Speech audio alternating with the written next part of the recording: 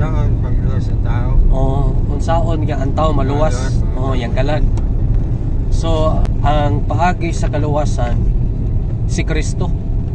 Kay wala may lain nga nagpakamatay tungod og alang sa atong mga sala, si Kristo ra man gyud. So ang paagi ni Kristo, nagpalansang siya sa cross. Okay, namatay siya sa cross, giula yang dugo, and then gilubong siya, pero ang nakanindot, ang nakapabulahan kay nabanhaw siya.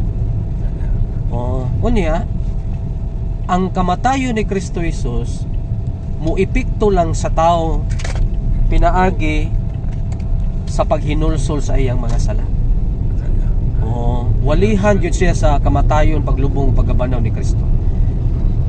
Kung ang tao nakasabot nga si Kristo Jesus lamang ang bugtong makaluwas o manluluwas, makaingon siya nga di gyud makaluwas ang ako ang kamaayong tao, di gyud makaluwas ang akong relihiyon, di gyud makaluwas ang bautismo, ang bunyag ug ang napulo kasugo. Si Kristo Jesus ra gyud ang bugtong namatay, gilubong ug nabanhaw.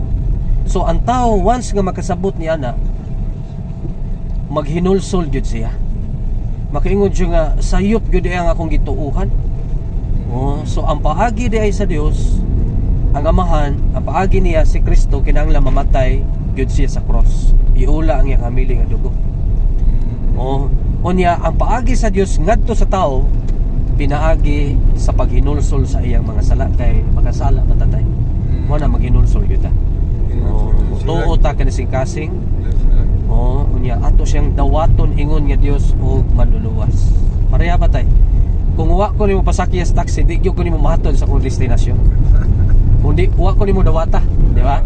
Wa ko nimo dawata, wa ko nimo gipasulod sa imong taxi, di gyud ko moabot sa South Terminal ron. Mausab na si Kristo. Kung di nato siya dawaton, di nato siya pasudlon sa itong kasing-kasing, di gyud ta makasulod dito sa langit. Si Kristo ra gyud ang dalan sa langit. John 14 verse number 6. Ingon dito, si Jesus mismo miyangkon niya na, ako ang dalan, ang kamatuoran ug ang kinabuhi. Walay makaadto sa langit sa Amahan kundili moagi kanako. So si Kristo Jesus ra gyud ay ang bugtong dalan padung sa langit. Ora gyud natay ang akong ikatubag sa nindot kay nimo mapangutana tay. 31 ro no? Kung imong pitsa 31 ron. Kung imong dawaton, imong tuuhan si Kristo, ginulsulan nimo imong salatay, mao nay pinaka-the best sa tibuok nimong kinabuhi nga regalo nga madawat nimo karong tuiga. Sa di pa matapos ning tuiga. Dawaton siya. Correct. Kanang pag-angkon bitaw nga makasasala ta atubangan sa Dios. Mao nay makapalipay sa Ginoo. Kay sumingon ta nga maayo kay kun tao muhatag og libre nga sakay.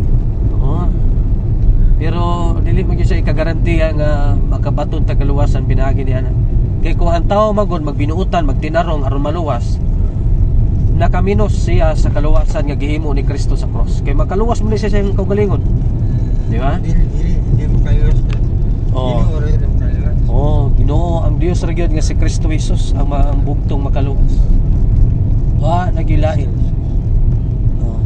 Kisa to nga nimo tay? Emmanuel bay Pusa, Marisa. Emmanuel. Kanang Emmanuel tay biblical na. Ang meaning sa Emmanuel, ang Dios uban kanako. So ang Dios magauban gyud nimo tay sa matag biyahe nimo. Ya, labos tanan. Mutuo ug mudawat pa ka ni Kristo tay. Ingon nga bugtong ug manluluwas imong kinabuhi. So nakita na sa Dios imong kasing-kasing tay.